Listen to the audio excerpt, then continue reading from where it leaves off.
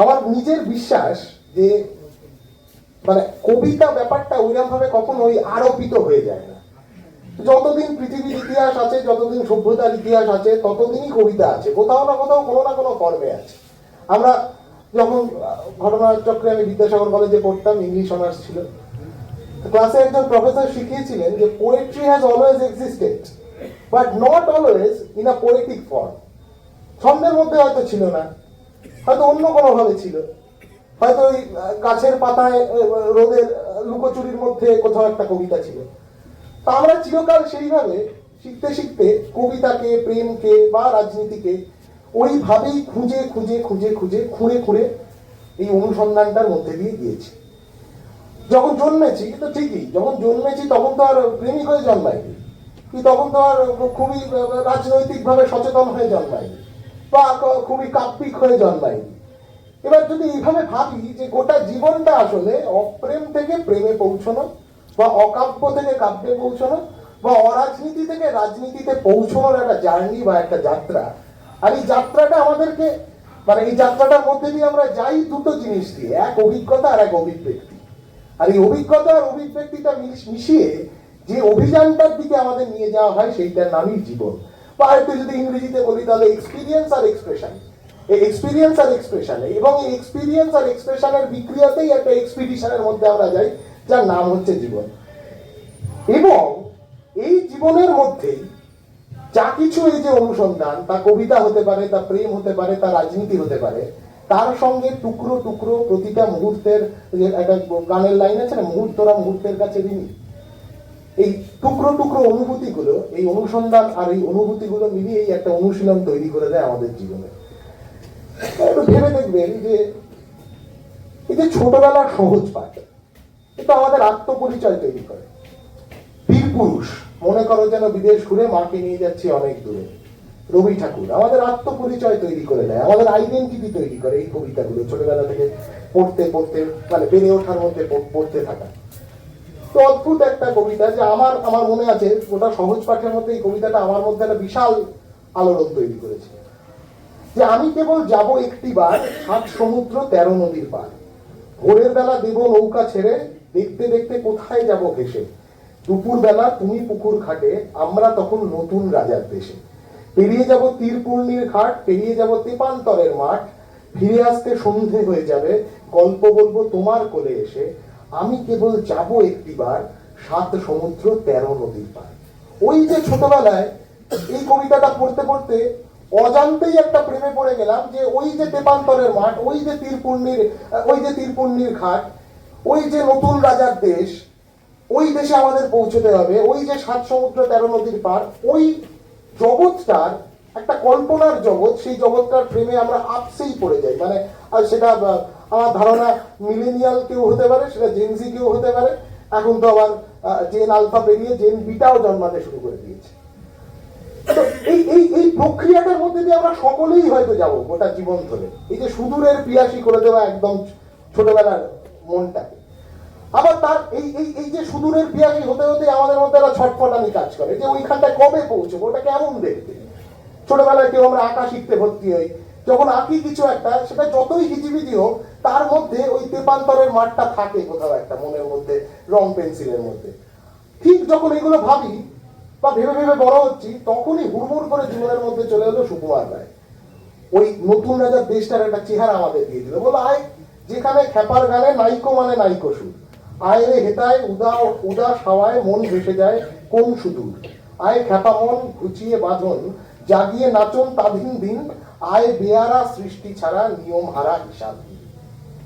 তখনও আমরা কিন্তু মানে যে বয়সে এগুলো পড়েছি, তখনও কিন্তু জানি না সোভিয়েত বলে কিছু আছে, মানে সোভিয়েত বলে কিছু ছিল। আমি যখন জন্মেছি তখন সোভিয়েত বলে কিছু ছিল জানি না, কিন্তু তখনও কিন্তু জানি না যে সমাজতন্ত্র বলে একটা কোনো ভাবনা আছে, একটা কোনো ব্যবস্থা আছে যা নিয়ম হারা হিসাবহীন হয়ে মানুষকে আরো উন্নতভাবে বাঁচতে শেখাতে পারে। এসব কিন্তু তখনও জানতাম না। কিন্তু এই এই এই কবিতাগুলো, এই লাইনগুলো একটা অবাধ্যতার গ্রামার আমাদের মধ্যে তৈরি করে দিয়েছিল, একটা অবাধ্যতার প্যাটার্ন আমাদের মধ্যে তৈরি করে দিয়েছিল। এমন ভাবে আমাদের তৈরি করতে থাকতো ছোটবেলা থেকে, যে ওই ওই আমার একটা কোনো দুনিয়া আছে, ওই দুনিয়াটা আমার পৌঁছতে হবে, ওই দুনিয়াটা শুধু আমি একা পৌঁছলে হবে না, ওই নতুন রাজার দেশে সবাইকে নিয়ে পৌঁছতে হবে, যেখানে আমরা সবাই রাজা, আমাদের রাজার রাজত্বে হয়ে উঠতে পারবো আমরা। আর একটু বড় হলাম, একটু মানে এই ফর্মেই আমি একটু বলার চেষ্টা করবো আপনাদের। আর একটু বড় হলাম, আমার নিজের আমার বন্ধুদের অভিজ্ঞতা। এবার তার মধ্যে খানিকটা দুপুরবেলার ইটিভিতে প্রসেনজিৎ ঋতুপর্ণা চলে এলো, সাহিত্যের সেরা সময় চলে এলো, তার সঙ্গে একটুখানি চিনচিনে ব্যথার মতন শুধু তোমারই জন্য বলে একটা স্লট চলে এলো। হিন্দিতে মানে হিন্দি ছবিতে বলিউড কাঁপানো, গোটা ভারত কাঁপানো শাহরুখ খান চলে এলো।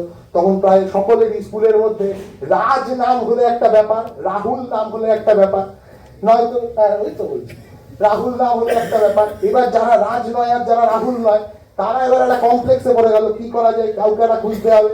তখন কেউ একটু আমির খানের সিনেমায় কি কি নাম আছে এইসব খুঁজতে চলে গেল, কেউ কেউ একটু সালমান খানের সিনেমাতে কি কি আছে এইসব খুঁজতে চলে গেল। কিন্তু আমাদের বেড়ে ওঠাটা এইসবের মধ্যেই হয়েছে। মানে কুচ কুচ হতা হে যদি না তৈরি হতো, তাহলে মনে হয় আমরা অনেকেই সর্ষে ক্ষেতের মাঝে দাঁড়িয়ে বা হচ্ছে যে ওই মানে রানী মুখার্জির পেছনে দৌড়তে দৌড়তে, বা হচ্ছে যে যে ও তারপরে কুচকুচ হতে হয় একটার পর একটা ছবি যদি না হতো, তাহলে হয়তো আমরা অনেক বুড়ো হয়ে প্রেমে পড়তে শিখতাম। অনেক অল্প বয়সেই যে একটা প্রেম টেম ইত্যাদি পাড়ার লোকেরা বলতো প্রচন্ড বেড়ে পাকা ছেলে হয়ে যাচ্ছিস, এইসব এই বেড়ে পাকা হওয়ার মধ্যে কিন্তু একটা ব্যাপক উৎসাহ ছিল ওই গোটা প্রজন্মটার কাছে, ওই গোটা সময়টা। খেলার মাঠে সচিন তেন্ডুলকার, এরকম অসংখ্য। কিন্তু এই সবকিছুর মধ্যে যখন বয়স সন্ধিতে পৌঁছলাম, কলেজে যাওয়ার ঠিক আগে, অমনি তখন কানের কাছে সুকান্ত ভট্টাচার্য বিড়বিড় করতে শুরু করলো যে বাবা দাদা সবার কাছেই গোয়ার এবং মন্দ ভালো হয়ে থাকার সাথে লেগেই আছে দ্বন্দ্ব। পড়তে বসে থাকে আমার পথের দিকেই চোখ, পথের চেয়ে পথের লোকের দিকেই বেশি চোখ। হুলের কেয়ার করি নাকো মধুর জন্য ছুটি, শাহরুখ খান বলছে যেন, হুলের কেয়ার করি নাকো মধুর জন্য ছুটি, যেখানে ভিড় সেখানেতেই লাগাই ছুটোছুটি। অতি কিশোরের ছড়া এই কবিতাটার নাম। এই যে কলেজে যাচ্ছি, কলেজ যাওয়ার আগেই এই ছড়াটা মাথার মধ্যে ঢুকে গেল, অমনি কন্টিনিউয়াস একটা তান্ত্রিক জীবনের মধ্যে আমরা চলে গেলাম। কাজেই কলেজে পা রাখলাম, মাধ্যমিক উচ্চ মাধ্যমিক পার করেছি, উত্তর কলকাতার ছেলে, কলেজে গিয়েছি, বিদ্যাসাগর কলেজে পড়ি। তখন তো হুড়ুর করে নানা কিছু আমাদের মাথার মধ্যে চলে আসছে। একদিকে মানে একের পর এক গোধূলি মিছিলের ডাক পাচ্ছি, এবার গোধূলি মিছিলে গিয়ে কার দিকে তাকাবো সেই নিয়ে একটা ভেতরে একটা ছটফটানি চলছে।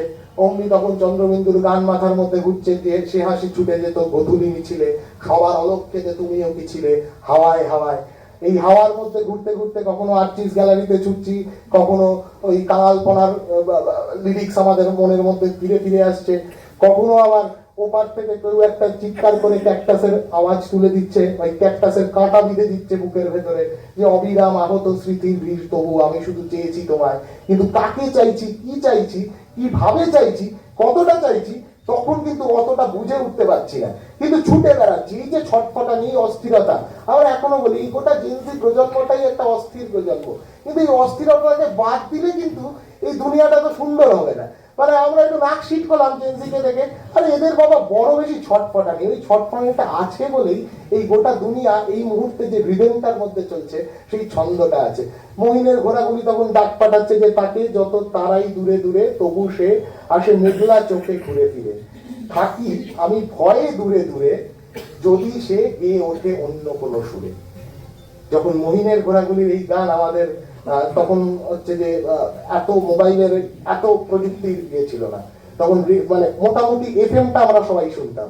এফএমে যখন এই গান শুনছি, তখন টিভির পর্দায় গানের ওপারে বলে একটা সিরিয়াল তৈরি হলো। ওটা না বললে যে এরা সবাই গান নাচছে। আমাদের প্রচুর আড্ডা এই গানের ওপারেকে কেন্দ্র করে এসএফআই অফিসে বসে হয়েছে। এবার এই গানের ওপারে সিরিয়ালে আমরা হঠাৎ করে শুনতে পেলাম প্রাণ চায় চক্ষু না চায় গানটার একটা আর একটা ফল, একটা নতুন ধরনের একটু গিটার ইত্যাদি এই সমস্ত যা চিরকাল ছোটবেলা থেকে শুনে এসেছি, বা আমার মা খুব রবীন্দ্রসঙ্গীত ভালোবাসতেন, মা যেসব সিডিতে বা ক্যাসেটে যেসব শুনতো তার থেকে অন্যরকম। সেখানে খুব ধাক্কা খেলাম কয়েকটা লাইন শুনে, ওই যে আমি বলছিলাম ইংলিশ অনার্স পড়তাম, কয়েকটা লাইন শুনে খুব ধাক্কা খেয়ে গেলাম, যে মুখে নাহি নিঃস্বরে ভাস, দহে অন্তরে নির্বাক বহ্নি, ওষ্ঠে কি নিষ্ঠুর হাস, তব মর্মে যে ক্রন্দন তন্নি। মাল্য যে দংশিছে হায় তব শয্যা যে কণ্টক শয্যায় মিলন সমুদ্র বেলায় চির বিচ্ছেদ জড় জড় মজ্জায়।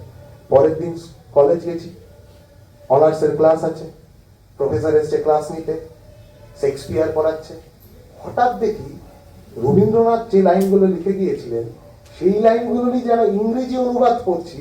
শেক্সপিয়ারের রোমিও অ্যান্ড জুলিয়েটের এই অংশটা যখন আমাদের প্রফেসর পড়াচ্ছেন, love is a smoke raised with the fume of sighs, being purged a fire sparkling in a lover's eyes, being vexed a sea nourished with lover's tears. What is it else? A madness most discreet, a choking gall and a preserving sweet. এই যে পাগলামিটা, এই পাগলামিটা বোধহয় এই উত্তরে হাওয়ার মধ্যে না থাকলে বা ওই ছটফটাইটার মধ্যে না থাকলে এই পাগলামির সন্ধান আমরা পেতাম না। আবার তার পরের দিনকে আর একটা ইংলিশ অনার্সের ক্লাস হচ্ছে, প্রফেসর এসছে, জন কিটস পড়াচ্ছে, খোঁজাখুঁজি করছি, নোটস বানাতে হবে। এবার বাড়ি গিয়ে জন কিটসকে নিয়ে পড়াশোনা করতে শুরু করলাম। দেখলাম জন কিটস তার প্রেমিকা ফ্যানি ব্রাউনকে 1819 সালের অক্টোবর মাসে একটা চিঠি লিখেছিলেন, দুরন্ত চিঠি। গোটা চিঠিটা অসাধারণ, আমি ছোট্ট একটা অংশ আপনাদের পড়ে শোনাবো, কেন বুঝতে পারবেন রাজনীতি আছে এই গোটাটার মধ্যেই। রাজনীতি আছে, ওই ছটফটাইটার মধ্যে রাজনীতি আছে, প্রেম আছে, কবিতা আছে, পুরো ককটেলটাই আছে গোটাটার মধ্যে। জন কিটস ফ্যানি ব্রাউনকে লিখলো, I have been astonished that men could die martyrs for religion. I have shuddered at it. I shudder no more. I could be martyred for my religion. Love is my religion. I could die for that. I could die for you. My creed is love and you are its only tenet.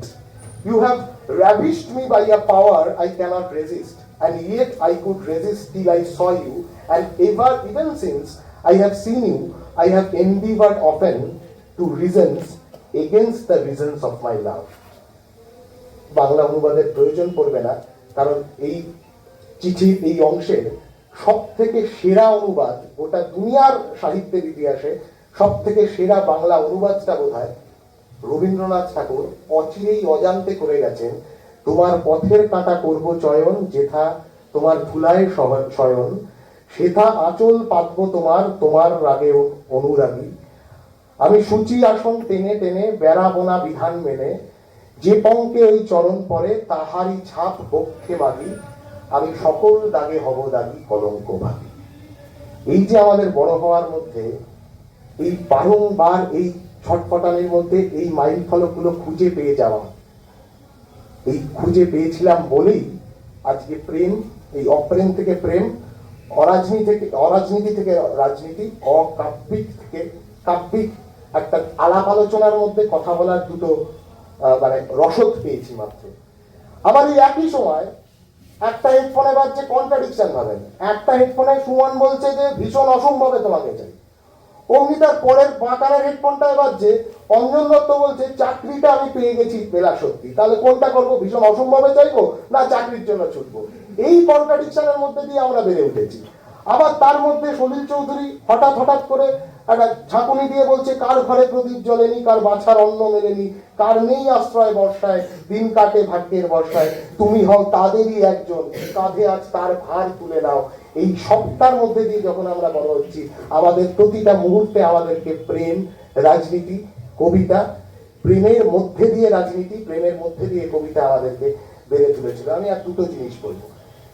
এক হচ্ছে যে এইরকমই একদিন রাত্রিরে একটা বিখ্যাত cinema, এখানে যারা আছে ছোটরা মূলত রিলেট করতে পারবে, রকস্টার বলে একটা সিনেমা এসেছিল, মনে আছে ভাই? রকস্টারে আমরা সবাই কলেজ থেকে সবাই হচ্ছে যে রকস্টার হচ্ছে যে দেখতে যেতে হবে, দল বেঁধে রকস্টার দেখতে হয়েছে, রণবীর কাপুর। এবার এই রকস্টার সিনেমা একটা অদ্ভুত সুন্দর গান ছিল, ও না দান পারিন্দে, তার মাঝের একটা অংশ ছিল যেটা খুব দাগ কেটে গেছিল। খোঁজাখুঁজি করলাম যে এটা তো এই সময় লেখা গান হতে পারে না, পুরনো কিছু গল্প আছে।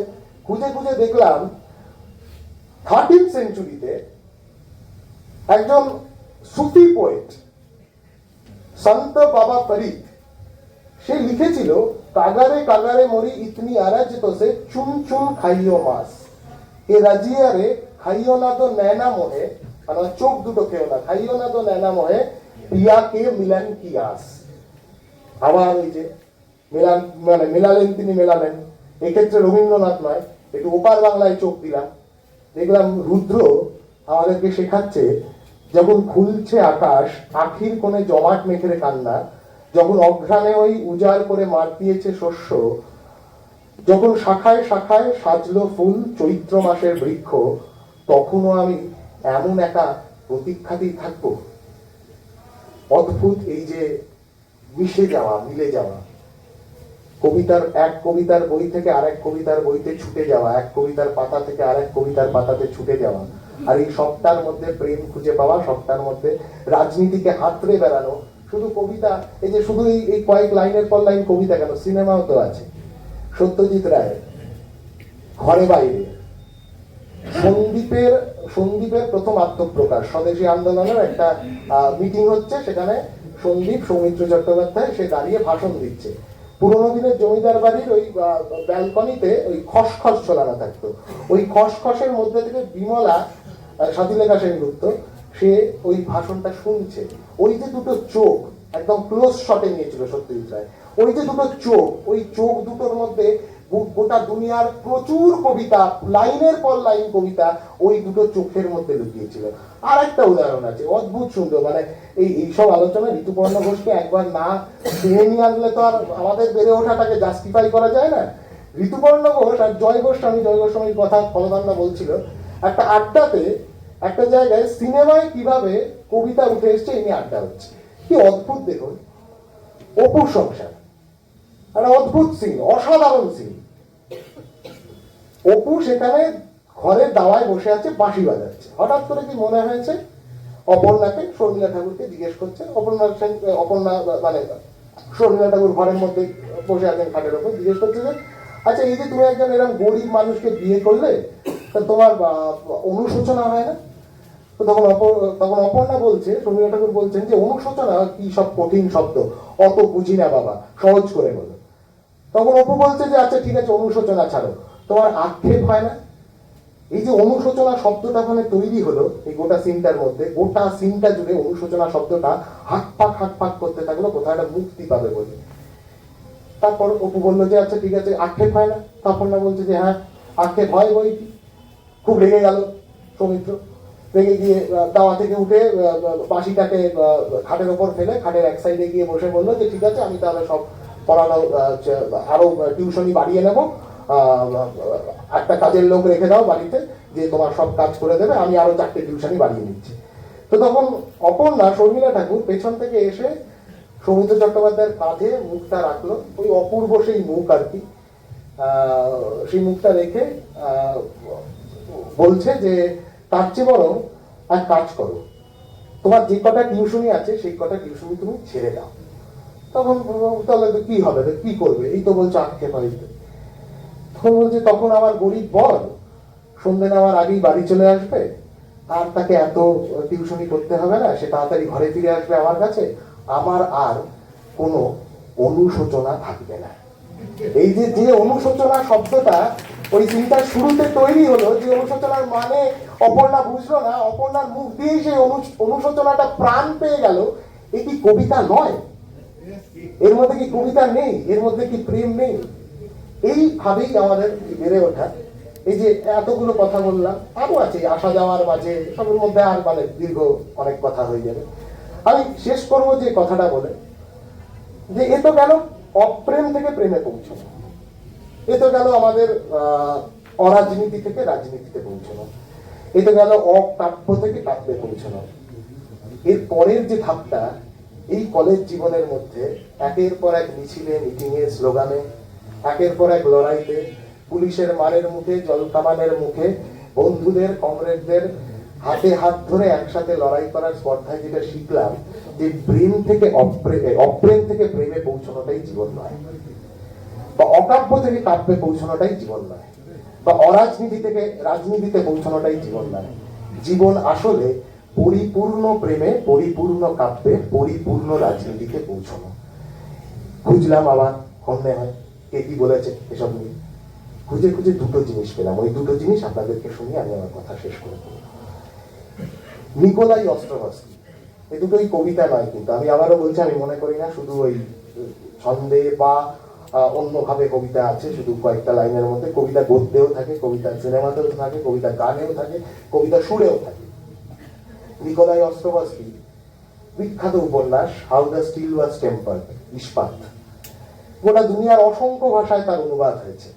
ভারতবর্ষেরই শুধু 13টি ভারতীয় ভাষাতেই হাউ দ্য স্টিল ওয়াজ টেম্পার্ডের অনুবাদ হয়েছিল।